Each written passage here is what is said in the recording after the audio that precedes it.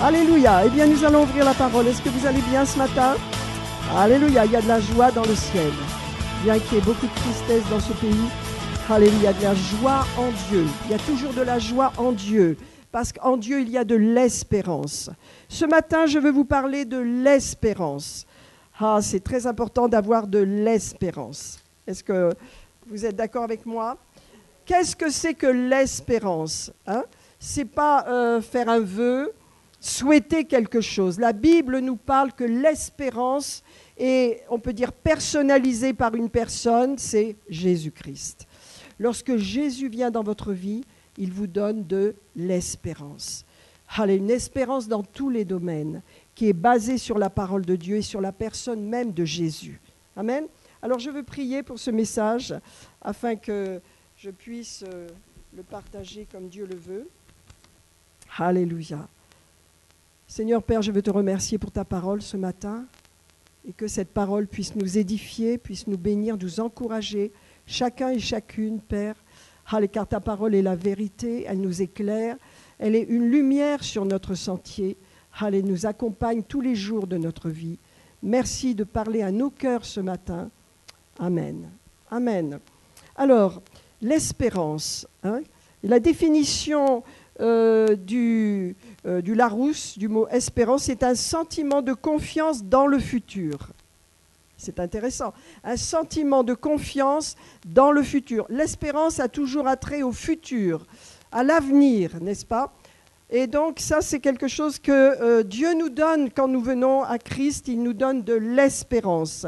Donc c'est un sentiment de confiance dans le futur ou dans l'avenir qui porte à attendre avec confiance la réalisation de ce qu'on désire. Donc vous voyez combien l'espérance est précieuse.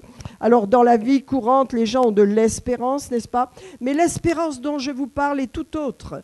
C'est une espérance qui vient au travers de la connaissance de Jésus-Christ. C'est pourquoi dans Romains 15, dans l'épître aux Romains 15, le verset 4, je vais vous le lire. Or, tout ce qui a été écrit d'avance l'a été pour notre instruction, afin que par la patience et la consolation que donnent les Écritures, nous possédions l'espérance. Alléluia. Vous voyez, un chrétien ne peut pas être séparé de la Bible, de la parole de Dieu, parce que c'est l'Écriture qui nous donne de l'espérance. Ça veut dire qu'en Dieu, il y a toujours de l'espérance. Il y a toujours de l'espoir, il y a toujours un avenir béni. Quelles que soient les situations par lesquelles nous passons, le futur est toujours brillant. Et on ne peut pas avoir de foi si on n'a pas d'espérance. Car la foi puise dans l'espérance. La foi, c'est pour aujourd'hui, l'espérance, c'est pour demain. Chacun de nous, si nous sommes en Jésus-Christ, nous avons une espérance bénie au travers de notre vie. Ce qui est terrible aujourd'hui, c'est que même les jeunes, quelquefois, n'ont plus d'espérance. Ils ont perdu l'espérance. Et donc, vous voyez, ce n'est pas le gouvernement qui va vous donner de l'espérance. Ce n'est pas qui que ce soit autour de nous, dans cette société, qui vous donnera de l'espérance. Seul Dieu est notre espérance. Alléluia. Il sait, alléluia, de quoi notre futur est fait. Et notre futur est fait de bénédiction parce que Dieu est un Dieu qui bénit. Dieu est le Dieu de la Bible, est un Dieu qui bénit. Ce n'est pas un Dieu qui fait du mal, qui crée des maladies, des accidents, des dangers. Non, Dieu est un Dieu de protection, de sécurité, de bénédiction. Alléluia. C'est pourquoi notre avenir, et lorsque nous avons Jésus dans notre cœur, notre avenir nous donne une espérance bénie. Nous avons un futur béni, quel qu'il soit. Quoi que ce soit par quoi nous sommes passés, notre futur est béni parce que Dieu nous donne de l'espérance. Alors nous devons établir une chose, frères et sœurs, nous le peuple de Dieu, nous sommes le peuple du livre. Amen. Les protestants sont le peuple du livre, ça veut dire de la Bible. N'est-ce pas, les instructions que nous recevons, nous ne les recevons pas par un homme, nous les recevons par la parole de Dieu. Et ce que je vous dis ce matin, vous pouvez le vérifier dans votre Bible pour savoir si c'est correct, si c'est juste, si c'est quelque chose qui va en accord avec la parole de Dieu. Parce que Dieu a voulu que nous soyons juges de l'Écriture, que nous prenions la parole et que la parole nous éclaire, que nous soyons capables de vérifier dans la parole si ce qu'on nous dit est juste. Moi, je ne crains pas cela, au contraire. Amen. Je veux que tous les chrétiens soient capables de vérifier dans leur Bible si ce qu'on leur dit est juste, si c'est la saine doctrine de Christ. Alléluia. Parce que dans l'Église, nous libérons la doctrine de Christ. Nous ne sommes pas sauvés par nos œuvres. Il y a, on peut dire, un fossé qui nous séparait de Dieu. Ce fossé s'appelle le péché. Jésus est venu avec sa croix. Il est mort sur la croix. Et grâce à la croix de Jésus, eh bien, le fossé a été comblé. Alléluia. Et entre l'homme et Dieu, maintenant, il y a unité, il y a union à cause de ce que Jésus a fait. Donc le salut, c'est par grâce. Tout ce que vous pouvez faire pour mériter Dieu n'aura aucun effet parce que ce que Dieu veut, c'est que nous ayons simplement la foi dans ce que lui a fait. Parce que ce que Jésus a fait sur la croix est parfait. Nous ne sommes pas sauvés par nos œuvres, nous ne sommes pas sauvés par nos bonnes intentions, notre bonne éducation, tout ce que nous faisons de bien. C'est bien, mais ça ne nous sauve pas.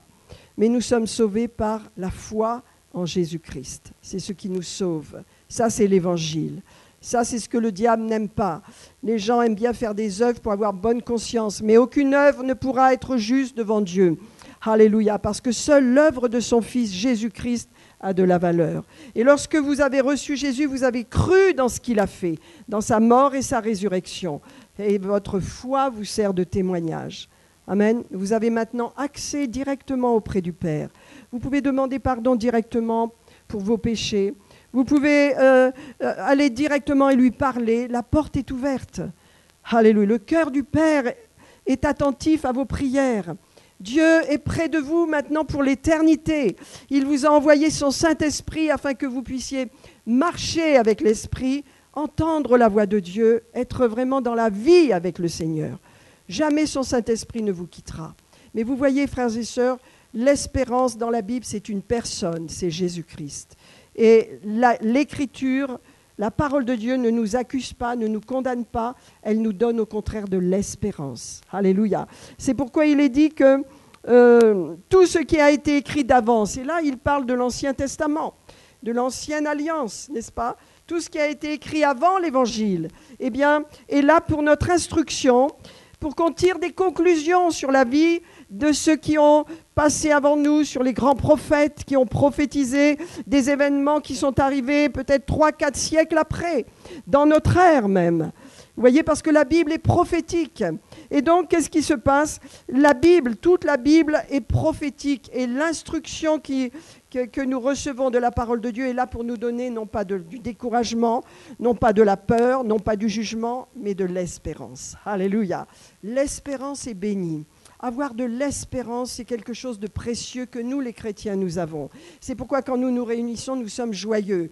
Allez, parce que notre espérance est en Dieu. Nous avons un avenir sur cette terre qui est béni, mais également un avenir plus tard dans le ciel et sur la terre avec le Seigneur. Donc nous avons de l'espérance. J'aimerais lire avec vous un autre passage de l'Écriture dans Romains 8. Romains 8, 24 et 25 nous dit « C'est en espérance que nous avons été sauvés ». Ça veut dire qu'en explication, nous sommes sauvés, mais nous allons voir la manifestation de notre salut plus tard. Donc il y a une espérance. Nous sommes sauvés par la foi, mais la manifestation de notre salut, lorsque nous aurons un corps totalement racheté, ressuscité, c'est quelque chose qui est dans le futur. Donc ça appartient à l'espérance. Et Romains nous dit, car c'est en espérance que nous avons été sauvés. Or, l'espérance qu'on voit n'est plus l'espérance. Ce qu'on voit, peut-on encore l'espérer ? Mais si nous espérons ce que nous ne voyons pas, nous l'attendons avec persévérance. Amen. Chaque chrétien a de l'espérance. Nous avons l'espérance dans notre vie de chrétien, bien sûr, d'être avec Jésus, de voir Jésus, mais nous avons de l'espérance pour notre vie personnelle. Parce que nous allons découvrir, bien sûr, la volonté de Dieu au travers de la parole. Alléluia. Je voudrais vous lire un passage dans Jérémie, de façon à ce que vous compreniez bien le cœur même du Seigneur. C'est dans l'Ancien Testament.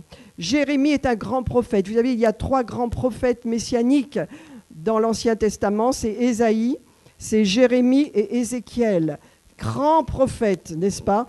Qui continuent d'influencer par leur prophétie notre monde, pas d'influencer mais d'inspirer, n'est-ce pas ? Et donc Jérémie, au chapitre 29 de Jérémie, Je vais vous le lire au verset 11. Dieu dit à Jérémie, « Je connais les projets que j'ai formés pour vous. » Dieu a des projets pour vous, frères et sœurs.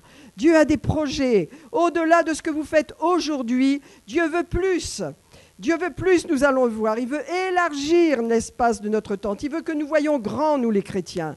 Il veut que nous ayons de l'assurance. Nous avons chanté tout à l'heure, « Je sais qui je suis ». Alléluia. Nous ne sommes plus des pécheurs, nous avons été sauvés par grâce. Nous sommes chrétiens maintenant. Nous avons Christ en nous, l'espérance de la gloire. Alléluia. Donc vous voyez, dans l'Ancien Testament, Jérémie nous dit, « Je connais les projets que j'ai formés pour vous, dit l'Éternel. » Quels sont les projets que Dieu a formés pour nous? Est-ce que c'est des projets de chaos, de guerre, de destruction, de mort, de maladie? Non. Je connais les projets que j'ai formés pour vous, dit l'Éternel. Projet de paix et non de malheur. Pourquoi nous prions pour la France? La France a besoin de Jésus. Les Français sont dans un état spirituel terrible, n'est-ce pas? Ils ne croient pas du tout dans l'Écriture. Ils croient dans toutes sortes de choses bizarres. Ils ont des religions. Mais vous voyez, ce que nous vous présentons ici, ça n'est pas une religion, c'est Jésus-Christ. Alléluia. Jésus-Christ dans votre cœur, au travers de la parole. C'est votre relation avec Jésus qui fait de vous des chrétiens sauvés par grâce.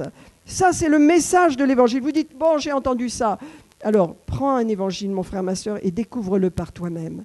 Découvre ce que Jésus est venu faire. Découvre ce que les grands apôtres ont écrit, l'apôtre Jean, l'apôtre Pierre, l'apôtre Paul, et tout ce qu'ils ont écrit. Découvre au travers de la parole qui tu es en Jésus-Christ. Parce que c'est l'Écriture qui donne la consolation. Le diable n'aime pas l'Écriture. Vous voyez, dans ce pays, la parole, la révélation de la parole a été complètement étouffée, combattue. Mais aujourd'hui, c'est un jour de grâce.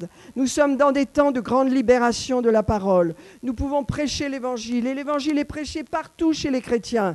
Et aussi bien chez les catholiques, les protestants, les orthodoxes, tous les chrétiens ont la capacité de prêcher l'Évangile, de mettre les gens face au salut que le Seigneur leur a offert. Allez, non pas dans la religion qui est une fausse enseignement, mais dans la parole de Dieu qui est la vérité. Amen. Et donc, voyez, Dieu, dans Jérémie, 3 siècles avant la venue de Jésus, il déclare, « Car je connais les projets que j'ai formés sur vous, dit l'Éternel, projets de paix et non de malheur. » Qu'est-ce que vous pensez de cela? Dieu a pour vous des projets de paix et non de malheur. Réfléchissez au malheur, n'est-ce pas? La maladie est une malédiction. Le divorce est une malédiction. La rébellion des enfants qui se rebellent contre leurs parents, c'est une malédiction. L'échec dans le travail, dans l'entreprise, ce sont des malédictions. Vous voyez, le diable est actif dans ces choses. Quand vous mettez Dieu dans votre vie, vous mettez la bénédiction dans votre vie. Vous arrêtez ces flots de malédiction. Jésus est venu porter la malédiction sur son corps, sur le bois de la croix. C'est pourquoi il a été crucifié. C'est pourquoi il a été rejeté. C'est pourquoi il a été maltraité. C'est pourquoi il a été humilié. Alléluia. N'est-ce pas? Pour que nous ayons la vie, alléluia, que nous ayons la protection, la sécurité en Dieu. Que nous soyons bénis. Jésus est devenu malédiction afin que nous devenions et nous recevions la bénédiction. Il y a eu un échange divin à la croix. C'est tout le sens de la croix de Golgotha. Alors beaucoup de gens vont avec des crucifix faire tout un tas de choses. Mais vous voyez, la parole de Dieu nous libère. Elle nous rappelle qu'il est ressuscité et que son passage sur la croix n'a été que passager, mais que maintenant il est à la droite de Dieu et qu'il attend de son Église qu'elle véhicule le message de la libération du péché, de la communion avec Dieu au travers de Jésus. Alléluia, c'est l'Évangile. Simplement lisez-le, vous verrez ce que Jésus, découvrez ce Jésus merveilleux, avec simplicité, lui qui est né de la Vierge Marie, qui n'est pas né d'un homme et d'une femme comme nous sommes nés, nous, parce que nous portons dans nos gènes la racine du péché, l'hérédité du péché. C'est quelque chose qui s'est transmis depuis Adam. Mais lorsque Jésus est venu, il est amené une nouvelle nature, une création nouvelle, un sang nouveau, parce que Jésus était sans péché. Il est né de la Vierge Marie, enfanté par le Saint-Esprit. Il n'est pas né de Joseph. Joseph était son père sur la terre, mais ce n'est pas son père qui l'a formé, c'est le Saint-Esprit. parce qu'il est saint. Alléluia. Il n'est pas un homme comme vous et moi, avec la même gêne dans le sang. Non, il avait un sang parfait. Alléluia. C'est pourquoi il a dû supporter ce sacrifice, parce qu'aucun homme n'était parfait pour faire ce que Jésus a fait. Seul Jésus a pu le faire. Amen. Alors, qu'est-ce que nous dit Jérémie? Il nous dit que Dieu a pour vous, mes amis, des projets de paix. Shalom. La paix, ça veut dire de sécurité, de protection, de guérison. Est-ce que vous le croyez? Et pas de malheur. Et pas de malheur. Amen. Vous savez, il y a tellement d'esprits religieux dans ce pays qu'il faut assurer et parler avec assurance pour que vous réalisiez, prenez ces bénédictions et en soyez convaincus. Jésus, Dieu l'Éternel, le Dieu de la Bible, n'est pas un Dieu de cruauté, de violence, comme on voit, d'assassinat, de mort. Ça, ce n'est pas Dieu de la Bible. Le Dieu de la Bible est un Dieu d'amour, est un Dieu d'alliance, est un Dieu de paix, est un Dieu de bénédiction, de guérison, d'abondance. C'est le Dieu qui aime. Si vous aimez vos enfants, vous voulez toujours le bien pour eux, vous leur donnez tout ce que vous avez. Vous voulez les élever dans la paix, dans l'amour, afin qu'ils puissent réussir, n'est-ce pas? Dieu est un Père en Jésus-Christ. Vous voyez, il est dit dans la parole que Dieu va attendre de donner un nom à Dieu lui-même. Et lorsque Jésus est ressuscité, Dieu a changé de nom, il est devenu le Père. Il attendait ce nom, il est devenu le Père. Il est un Père pour vous et moi maintenant, n'est-ce pas? Il n'est plus le Dieu inconnu, mystérieux, il est un Père. Alléluia. Vous lirez Matthieu 6, vous lirez l'Évangile, vous découvrirez le Père, car Jésus est venu nous présenter le Père. Il est venu nous montrer l'amour du Père. Nul ne peut venir au Père que par Jésus-Christ. Alléluia. Jésus est venu nous montrer le chemin. Qu'est-ce qu'il faisait, ce merveilleux Jésus? Il allait sur les chemins de Galilée, il allait partout. Il appelait les jeunes. Vous savez, les jeunes ont besoin de donner leur vie à Jésus.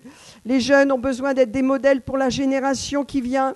Alléluia. Ils ont besoin aussi d'avoir des anciens qui leur montrent le chemin avec sagesse, qui vivent selon les critères de l'Évangile, avec droiture, honnêteté dans notre monde, portant la lumière de Christ. Jésus allait de lieu en lieu. Il faisait le bien aux gens. Il aimait les gens. Il ne cherchait pas « Ah, toi, tu as quelle situation? Tu as fait quelles études ? Qu'est-ce que tu crois? En quoi tu crois ?» Non, il allait vers eux, tout simplement. Il les aimait, il leur parlait, il prenait soin d'eux. Il voyait cette veuve qui amenait son fils au cimetière parce qu'il était mort et qui pleurait. Tout de suite, la veuve de Naïm s'est approchée d'elle et il a dit « Jeune homme, lève-toi » et il l'a rendu à sa mère. Vous imaginez cette situation? Dieu est le Dieu de la vie. Il est le Dieu de l'amour, il est le Dieu que nous servons. Alléluia. Et en Jésus-Christ, il devient votre Père. Peut-être certains d'entre vous, vous n'avez pas eu de père. Vous n'avez peut-être pas été élevé par un père. Ça arrive souvent aujourd'hui. Les mères célibataires élèvent courageusement leurs enfants. Elles font office de père et de mère. Mais Dieu veut être votre Père. Alléluia. Il est votre Père. Alléluia. Ça veut dire qu'il est un bon Père. Et quand vous lui parlez, quand vous lui demandez les choses, il fera ce qui est le meilleur pour vous parce qu'il est un Père. Alors dans Jérémie 29, on nous dit « Je connais les projets que j'ai formés pour vous ». Ça veut dire Dieu a dit « J'ai des projets bien avant que tu viennes au monde ». Et c'est des projets de bénédiction. Tout comme les projets que Dieu a pour la petite Charlotte. Alléluia. Des projets de bénédiction. Autour de son berceau, il y a les cadeaux de Dieu. Amen. Alors, je connais les projets que j'ai formés pour vous, dit l'Éternel, projets de paix et non de malheur, afin de vous donner un avenir et une espérance. Je vous parle de l'espérance ce matin. Alléluia. Peut-être certains d'entre vous, vous n'avez plus d'espérance. Mais vous voyez, en Dieu, lorsque vous apprenez à connaître le Père, Dieu va vous donner un avenir. C'est important d'avoir des projets pour l'avenir. Vous savez, dans la vie, il y a des saisons. Il y a les saisons différentes. On passe par toutes ces saisons et elles sont toutes différentes. Il faut s'adapter. Mais à chaque saison, il y a un avenir. Il y a une motivation, il y a un moteur. Parce que Dieu nous donne un avenir et de l'espérance dans chaque saison. Même si la retraite arrive, n'est-ce pas? En Jésus-Christ, il n'y a pas de retraite, il y a un avenir et de l'espérance. Alléluia. Il y a l'espérance de quelque chose de plus grand. Il y a l'espérance de quelque chose de plus puissant, de meilleur encore, parce que nous allons, comment? De grâce en grâce, de gloire en gloire. Amen. Donc voyez le cœur de Dieu. Comment je peux connaître Dieu dans l'Écriture? Qui est ce Dieu de la Bible? Je le connais au travers des déclarations qu'il a faites. Allez, je le connais au travers de ses prophètes. Je le connais au travers de l'étude de la vie de David, au travers de la Genèse, la création. Nous croyons dans la création, nous croyons dans la Bible.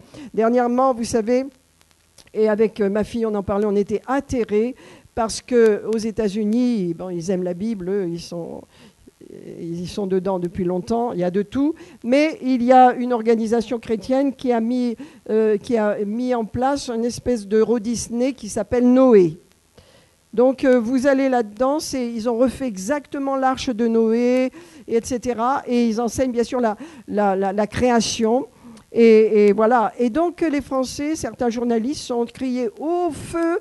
C'est une honte, comment on ose enseigner la création, mais pourquoi pas Darwin, c'est une honte, nanani, nanana. J'étais atterrée d'imaginer que la création n'est pas la création de Dieu, n'est-ce pas? Et donc c'est pour vous dire qu'en France, il y a besoin d'ouvrir les yeux, de lire la Bible et de découvrir la beauté de la création et votre beauté à vous-même, votre corps humain, qui est une œuvre d'art, de perfection et de subtilité, de finesse. C'est extraordinaire. Comment ne pas voir le Créateur lorsque nous nous regardons? Et lorsque nous regardons la nature, les couleurs, le ciel, l'univers, Dieu est là, le Créateur est là. Et bien donc, voilà, certains journalistes ont décrié, ont dit du mal sur cette œuvre. Non, il faut savoir qu'en France, il y a besoin de changement, que les gens viennent à Jésus, changent leur regard, afin que la France continue et soit bénie, n'est-ce pas? Alors Dieu a des projets de paix et non de malheur, afin de vous donner un avenir et une espérance. Amen. L'espérance, frères et sœurs, c'est quelque chose de béni qui vient par la connaissance de Jésus. Amen. Alors, où vous en êtes dans votre vie? Où vous en êtes? Vous savez, aujourd'hui, 20% de la population mondiale est torturée par la dépression. La dépression. Je voudrais vous en dire un mot parce que la dépression, c'est vraiment un moyen que le diable utilise pour détruire la vie des gens. Et je voudrais vous donner un mot sur l'esprit de dépression. Comment cela commence? En vérité, la dépression commence lorsque nos désirs ne sont pas réalisés. Voyez? Ça commence par quoi? Le découragement. Qui n'a pas été découragé? Moi, j'ai été découragé. Qui n'a pas été découragé? Vous connaissez le découragement. Vous savez ce que c'est. Cette pensée qui vous vient, vous êtes attristé, vous ne voyez plus votre avenir, vous êtes découragé. C'est un état qu'il ne faut pas accepter parce que ça ouvre la porte à la dépression. Le découragement commence quand nos désirs ne sont pas accomplis, quand on ne peut pas réaliser ce qu'on rêve, ce pourquoi on se bat, hein, n'est-ce pas? Donc il y a certaines personnes qui l'ont expérimenté, un découragement quand on a des échecs ou des situations qu'on n'arrive pas à réussir. Alors le découragement frappe à votre porte. Mais vous voyez, le découragement est la porte ouverte à la dépression. Et qu'est-ce que c'est la dépression? C'est l'anti-espérance. Les gens dans la dépression n'ont pas d'espérance. C'est pourquoi la Bible nous parle, alléluia, que Jésus dans notre cœur va nous donner de l'espérance pour notre futur, pour nos familles, notre travail, nos finances, notre vie, notre avenir. Il y a des gens qui ont peur de vieillir, qui ont peur de la retraite, qui ont peur de tout. Eh bien, frères et sœurs, Jésus, lui, va vous donner de l'espérance dans tous ces domaines. Et vous ne craindrez plus rien, parce que la dépression, n'est-ce pas, c'est un état c'est un état de mort dans l'âme. Vous voyez, l'âme meurt. L'âme est morte, elle est dans le désespoir, elle n'espère plus rien et elle est touchée par cet état. Donc, frères et sœurs, reconnaissez dans votre vie, quand le découragement commence à venir à votre porte, parce que les choses ne se font pas comme vous voulez, ou parce que vous avez des échecs ou des situations qui vous choquent, qui viennent vous bouleverser dans votre vie, qui bouleversent vos plans, vous avez tout de suite le découragement qui arrive, les mauvaises pensées qui arrivent. Alors reprenez courage. Reprenez courage parce que le Dieu est le Dieu de la confiance et il est le Dieu de l'espérance. Amen. Alléluia. Et quand le découragement vient, chassez-le. Nous avons autorité sur tout esprit mauvais et dans le nom de Jésus, nous chassons tout découragement. Ne vous mariez pas avec ces esprits-là. Vous voyez ce que je veux dire?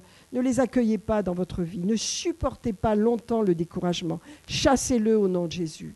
Chassez-le, mettez de la musique, lisez votre Bible, reprenez confiance, restez confiants, ne cédez pas aux sirènes du découragement parce que le diable est derrière. Et qu'est-ce qu'il veut faire? Il veut vous conduire dans ce qu'on appelle la dépression. Et les gens, ils sont dans la dépression. Moi, je les rencontre souvent, mais je dis, mon Dieu, comment les sortir de là? Il faut venir à Jésus pour sortir de là. Et petit à petit, souvent c'est un processus. Les gens n'en sortent pas comme ça par un coup de baguette magique. Il faut rééduquer la pensée qui est tournée vers le négatif, le désespoir. Et il faut reprendre confiance en qui? Le seul qui sera toujours là, solide, dans le Seigneur. Amen. Il faut reprendre confiance dans le Seigneur. Je voudrais vous parler, alléluia, de quelqu'un ce matin. On a encore un petit moment. Je vais retrouver, ça doit être dans 1 Chronique 4, de quelqu'un dont j'ai lu la vie il n'y a pas longtemps et je me suis dit, c'est quand même étonnant la vie de cet homme-là. Prenez dans Chronique. Hein. Alors Chronique, c'est, je ne sais pas où, je vais vous le dire, après les rois. Hein. Voilà, Chronique chapitre 4.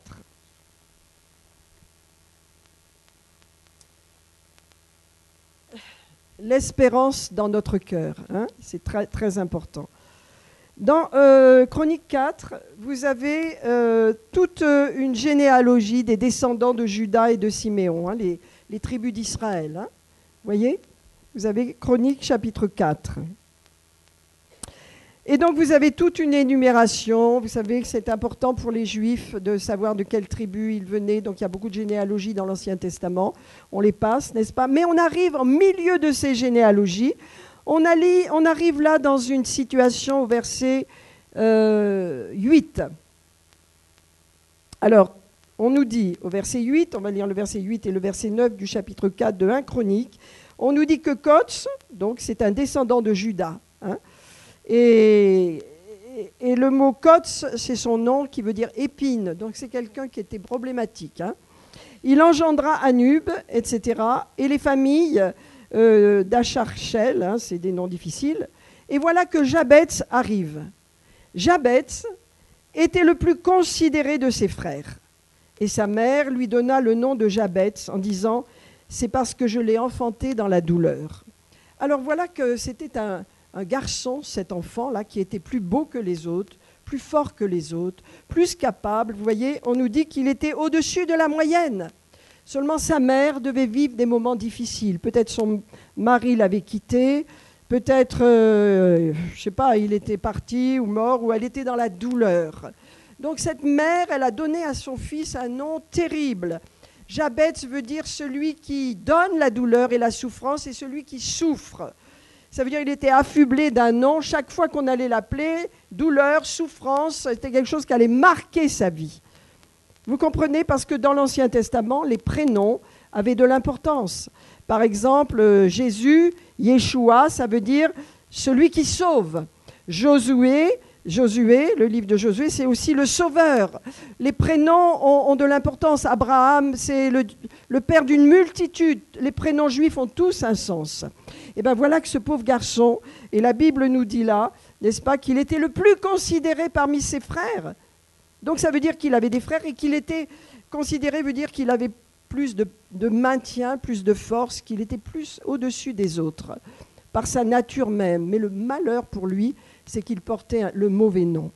Et que ce nom, en vérité, veut dire douleur. Non seulement ça veut dire douleur, mais celui qui va donner de la douleur autour de lui. Donc vous voyez, c'était prophétique, parce que les prénoms sont prophétiques dans la Bible. Hein. Donc c'était quelqu'un qui allait de la douleur. Il avait un avenir qui avait mal commencé. Mais vous voyez, parce que ce garçon connaissait le Dieu de la Bible, qui est le Dieu de l'espérance, qui est le Dieu qui change les ténèbres en lumière, qui est le Dieu de la vie, il a dit, je veux renverser mon héritage. Je veux renverser cette malédiction. Je ne veux plus avoir à subir la malédiction du prénom Jabez. Je ne veux pas être une malédiction pour les autres. Je ne veux pas donner de la souffrance et moi-même, je ne veux pas avoir de la souffrance. Je ne veux pas être un homme de souffrance qui fait souffrir. Les gens qui souffrent, ils font souffrir. N'est-ce pas? Et il a dit, je ne veux pas cela. Regardez sa prière. Il s'est retourné et dit, je dois changer mon avenir. Je dois changer cette situation. Je dois me tourner vers le Dieu d'Israël. C'est ma seule force. J'ai des capacités, j'ai des forces. Je suis né avec un potentiel. Mais je ne vais pas accepter d'être détruit à cause de ce prénom qui va m'amener un héritage maudit. Alors il s'est tourné vers Dieu. Regardez la suite, le verset 9. Alléluia. Et donc Jabez n'a pas voulu supporter la douleur de ce prénom. Sa mère dit, je t'ai appelé comme ça parce que je t'ai enfanté dans la douleur, dans la souffrance de mon âme qui était blessée. Alors Jabez a invoqué le Dieu d'Israël. J'aime ça. Vous voyez, quand vous avez un problème, ne restez pas seul avec votre problème. Invoquez le Dieu d'Israël. Invoquez le Dieu de la Bible. Invoquez le Père. Alléluia. Ne restez pas. Dieu sait qu'on est des êtres humains qui avons des limitations. Mais Dieu veut nous donner plus. Vous voyez, le Dieu que nous servons nous a donné plus que ce que nous avions au départ.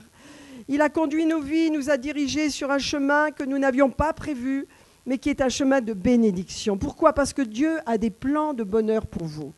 Dieu a des plans de paix. Le mot paix, shalom, veut dire bonheur, protection, sécurité, joie. Alléluia. Des plans de paix pour chacun de vous. Et regardez ce Jabez, avec un nom aussi difficile, il va invoquer le Dieu d'Israël. Et il va mettre une condition, il va dire, si tu fais cela, moi je veux me donner à toi. Et regardez ce qu'il va lui demander. Vous savez, le Dieu que nous servons aime la foi. Il aime que nous ayons une espérance bénie. Il aime que nous ayons des plans pour notre avenir. Il aime que nous croyions que nous allons avoir un avenir béni. Parce que l'espérance, c'est croire que nous avons un futur béni, quelles que soient nos circonstances. Parce que Dieu nous donne toujours plus. Dieu ne retire rien. Dieu donne. Amen. Son cœur de père donne. Hein? Est-ce qu'il donnera une pierre à ses enfants? Est-ce qu'un père va donner une pierre si son enfant lui demande du pain, n'est-ce pas? Ou un serpent s'il lui demande quoi que ce soit? Non, un père va donner de bonnes choses à son enfant. Et si un père sait donner de bonnes choses à ses enfants, alors combien notre Père céleste nous donnera aussi de bonnes choses. Alors Jabez, vous voyez, il avait des circonstances qui n'étaient pas positives. Il a invoqué le Dieu d'Israël en disant, si tu me bénis, amen. Si tu me bénis, je veux te servir, mais j'ai besoin de ta bénédiction. Il lui dit, si tu me bénis et que tu étendes mes limites. Voyez, la foi de Jabez, c'est de dire, étends-moi, élargis-moi. Dans ma vie, j'ai un potentiel, mais si tu n'élargis pas mes limites, je vais rester dans mon domaine, dans mon monde, et ça ne me suffit pas. Je veux que tu étendes mes limites. Frères et sœurs, c'est pour vous que je vous dis ça ce matin. Beaucoup d'entre vous, vous avez besoin de croire et de faire cette prière. Seigneur, étends mes limites. Soyons des hommes et des femmes de foi, étendons nos limites. Demandons à Dieu de tendre nos limites. Ça veut dire d'aller plus loin que ce que nous sommes aujourd'hui, de faire mieux que ce que nous faisons aujourd'hui. Alléluia. D'accomplir plus que ce que nous accomplissons aujourd'hui. Ah, vous dites, quel programme. Oui, mais vous voyez, c'est un gars qui dit ça, qui était vraiment pas béni, lui, qui avait un héritage profondément décourageant. Mais il a l'espérance dans le Dieu d'Israël. Qu'est-ce qu'il va dire? Il va dire, si tu me bénis et que tu étendes mes limites, tu étendes mes limitations. Vous savez, Dieu, en nous, n'a que les limitations que nous lui donnons. Mais Dieu n'a pas de limitations. Alléluia. C'est nous qui limitons Dieu dans notre vie, n'est-ce pas? Donc si nous lui faisons cette prière, Seigneur, étends mes limites, élargis l'espace de ma tente, élargis-moi, élargis mon cœur, élargis ma vision des choses. Alléluia. Que je vois plus grand, que je vois autrement que ce que je vois dans mon petit monde cloisonné, que j'aille au-delà de mon petit monde, n'est-ce pas? Que je vois le monde, que je vois plus grand. Eh bien, si tu élargis mes limites et que ta main est avec moi, si tu me préserves du mal, voyez, du malheur, mais aussi du mal, si tu me préserves de faire du mal, ou d'être dans des situations mauvaises, préserve-moi, Seigneur. Vous savez, c'est comme le Notre Père, hein? Notre Père qui est aux cieux, hein? Préserve-moi du mal, hein? Ne m'enduis pas à une tentation, mais délivre-nous du mal. C'est la même chose. Et donc, Jabez, il fait une prière selon Dieu, qui va plaire à Dieu, parce qu'il lui dit, si tu me préserves du malheur, qu'est-ce qui va se passer? En sorte que je ne sois pas dans la souffrance. Et Dieu, nous dit la parole, lui accorda tout ce qu'il avait demandé. Ça veut dire Dieu a fait de lui, en réponse à sa foi, en réponse à sa prière, parce que ça, c'est le cœur de Dieu. Lorsque nous demandons quelque chose qui va au-delà de nos limites, Dieu nous donne, parce que Dieu aime ça. C'est son cœur de nous donner plus que ce que nous voulons, n'est-ce pas? C'est son cœur que nous allions plus loin dans notre vie, n'est-ce pas? Donc, qu'est-ce qui se passe? Dieu lui a donné tout ce qu'il lui avait demandé. Qu'est-ce qu'il lui a donné? Il l'a béni. Être béni, ça veut dire avoir du bien dans votre vie, du bonheur, de l'abondance, de la provision en toutes choses. Il l'a béni. Il a élargi ses limites. Il a étendu plus de choses. Il lui a donné une vision plus grande. Il a pu étendre ses limites. Il l'a préservé du mal, de façon à ce que son pied ne chute pas, n'est-ce pas? Et qu'est-ce qu'il a fait encore? Voilà, en sorte que je ne sois pas dans la souffrance. Il l'a préservé. Et qu'est-ce que Dieu a fait? Il lui a donné tout ce qu'il lui avait demandé. Amen. Qu'est-ce que ça nous dit pour nous? Ça nous dit que nous pouvons demander. Amen. Dieu est un Dieu qui aime que ses enfants demandent et dépendent de lui. Alléluia. Est-ce que ça va ce matin? Est-ce que vous comprenez Jabez qui a renversé son destin simplement par une prière de foi? Et notez dans votre Bible ce passage, parce que c'est une prière que vous pouvez faire pour vous-même. Notez 1 Chronique 4, verset 9. Prenez-la, cette prière, et dites-la pour vous-même. Seigneur, bénis-moi. Seigneur, étends mes limites. Étends mes limites. Élargis-moi, Seigneur, dans mon travail, dans ma vie, dans ma vision des choses. Élargis-moi. Protège-moi du mal et du malin, n'est-ce pas? Et préserve-moi de la souffrance inutile. Il y a une souffrance normale, il y a une souffrance qui ne sert à rien. Protège-moi, Seigneur, alléluia. Et Dieu lui a donné tout ce qu'il lui avait demandé. Vous croyez que vous êtes différents ce matin? Non, nous ne sommes pas différents de Jabez. Alléluia, nous ne sommes pas des Jabez, mais nous pouvons faire cette prière parce que si Dieu l'a honoré Jabez, il vous honorera, vous, ses enfants. Amen. On termine. Alléluia. Nous allons prier, frères et sœurs. Prions maintenant. Alléluia, merci Seigneur, merci Père. Alléluia, alléluia, alléluia. Alléluia, merci Seigneur, merci Seigneur. Oh, merci Seigneur pour cette prière, pour cette espérance bénie. Je veux prier premièrement, Seigneur, ce matin pour tous ceux qui n'ont pas d'espérance, tous ceux qui sont peut-être dans le découragement, dans la dépression ce matin. Alléluia. Seigneur, je prie tout spécialement pour eux. Alléluia. Simplement recevez cette prière.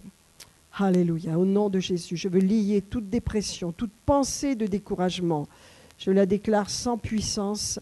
Allez, je libère, Seigneur, sur ces personnes, ton espérance bénie, Seigneur, dans leur vie. Que l'espérance prenne place dans leur vie au nom de Jésus. Que l'espérance domine dans leur vie. L'espérance bénie qu'est Jésus-Christ. Alléluia. Qu'ils voient l'avenir autrement qu'ils se voient maintenant. Saint-Esprit, fais-le. Accomplis-le dans leur cœur, dans leur vie, surnaturellement. Car tu es un Dieu surnaturel. Tu fais ce que nous ne pouvons pas faire par nous-mêmes. Donne de l'espérance à ton peuple, Seigneur. Alléluia. Donne de l'espérance à ton peuple, qu'ils sortent du découragement, qu'ils sortent de la dépression, Père. Oh, je lis la dépression dans le nom puissant de Jésus. Je lis tous ces esprits de dépression, de mensonges. Je les chasse dans le nom de Jésus. Je libère l'espérance bénie, Seigneur, pour chacun. Alléluia. Recevons, recevons. Alléluia, recevons. Allez, que la peur quitte nos cœurs, que la peur quitte nos pensées. Soyons un peuple fort ce matin. Alléluia. Soyons comme Jabez, Seigneur. Alléluia. Seigneur, tu nous bénis, Seigneur. Tu élargis nos limites, Seigneur. Tu étends nos limites, Seigneur. Tu nous préserves du mal. Merci, Seigneur. Tu nous gardes de la souffrance, Seigneur. Alléluia. Et tu nous donnes ce que notre cœur désire. Merci, Père. Amen. Prions, frères et sœurs. Priez dans le secret de votre cœur. Demandez des choses à Dieu. N'hésitez pas. Demandez une totale délivrance, totale guérison, plus de dépression, de l'espérance. Que Dieu libère l'espérance dans vos cœurs ce matin. Amen. Alléluia, alléluia. Gloire à Dieu, gloire à notre Dieu. Alléluia. Alléluia. Merci, merci. Jésus, Jésus, alléluia.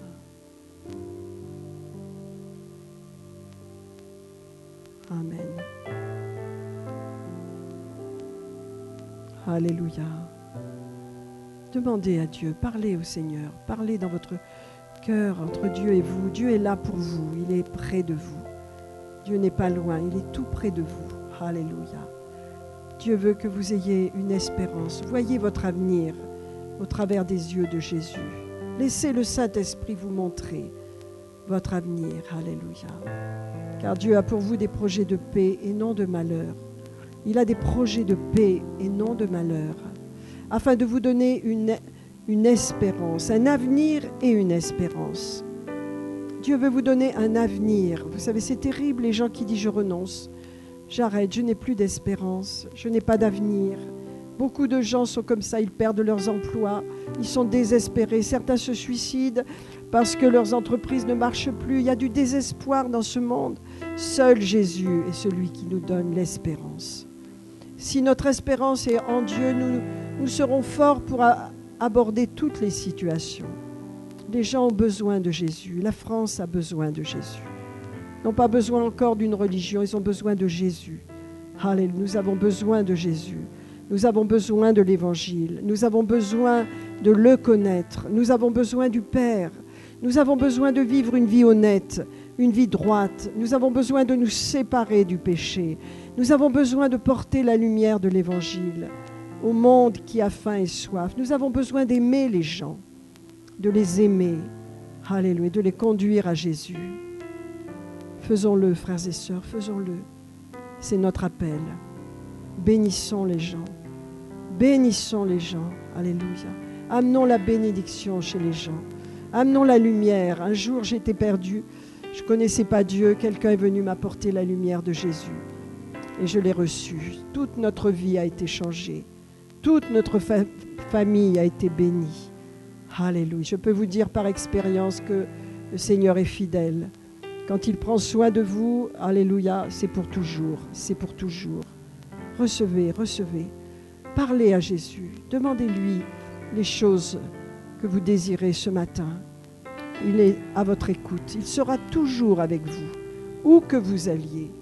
Partout où vous êtes, le Seigneur est là, dans votre cœur, dans votre esprit. Il vous voit, il connaît toutes vos pensées, il sait tout de vous, parce qu'il est Dieu. Nous ne sommes pas Dieu, mais il est notre Dieu. Alléluia. Il est réel. Alléluia. Je reçois, Seigneur. Je reçois, je reçois, je reçois.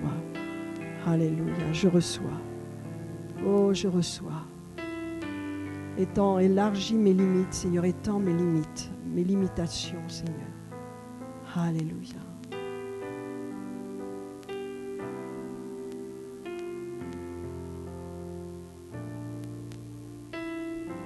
Alléluia. Gloire à Dieu. Alléluia. Est-ce que ça va ce matin? Alléluia. Rappelez-vous de Jabez, vous avez noté la référence. 1 Chroniques 4:9. Faites cette prière avec lui. Alléluia. Très bien. Est-ce que ça va ce matin? Bien.